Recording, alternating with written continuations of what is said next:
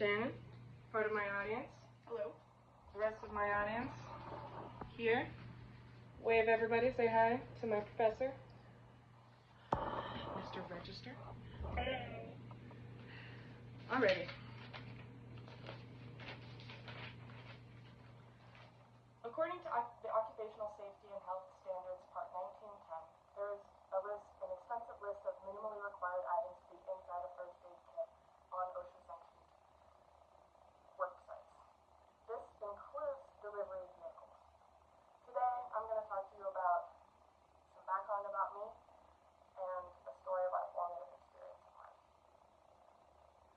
As a child, I learned to ride dirt bikes in my backyard. Living in Texas at the time, I was homeschooled, so my skills included reading, writing, being outside. My dad had an affinity for two-wheeled vehicles, which me and my three brothers learned to ride as kids. The backyard track was made of dirt, so crashing was common. There was this big turn off to the side where I crashed into a tree one time, a fence, or just falling over, so it was something I had experience in. As I grew up, we moved away, and I'd always wanted to revisit that skill that two-wheeled vehicle skill on a street bike.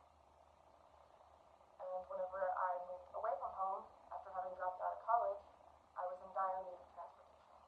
So I took my savings, and I bought myself a moped. It was a Buddy 125 by Genuine Scooters, which is a pretty fast bike, so it requires registration and a license to operate it on the street, which I have.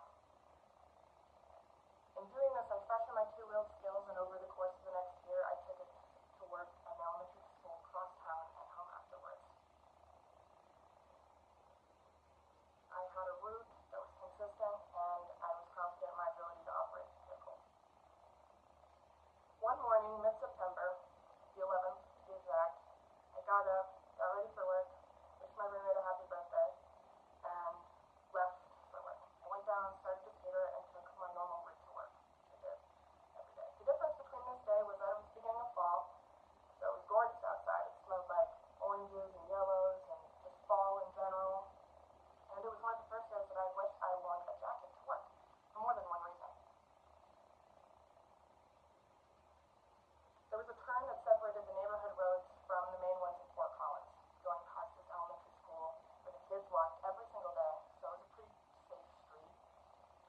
Today, though, there was a car that was coming quite literally out of nowhere down the side road, and I had to do my best to stop at this turn going up. So the right-hand turn, which I would normally take at around 10 miles an hour. I have this joke that I tell with my friends to watch out for gravel, which normally applies to four-wheeled vehicles, right? Anytime we're on any substitute for asphalt road, dirt, rocks, or if we're walking on like a sidewalk, it's like, watch out for gravel, watch out, there's gravel, don't, like, associate for gravel, just like, do that. And it's become like a very consistent joke, which only got funnier after this happened. Whenever I took the turn, that my scooter slid sideways on the gravel, and rolled a little bit, throwing me into the fast lane of the main road. I got up like a deer in headlights. I was frozen for a little bit before the adrenaline kicked in, and I got up, lifted my bike out of the street and onto the sidewalk, and I then rushed out of the street, missing the next car by like inches. I was sitting on the grass afterward, kind of in shock, whenever a mailman approached me and asked me if I needed help, which I don't ask for a Band-Aid or like a wet cloth or antiseptic wipe or something just to wipe off the blood on my knees, ankles, elbows, just road rash everywhere. So he didn't wear a jacket. And he looked in his vehicle and he said he didn't have any, so he gave me a box of Kleenexes and a bottle of water to clean myself up. Afterwards, I called my boss and let him know that I was not going to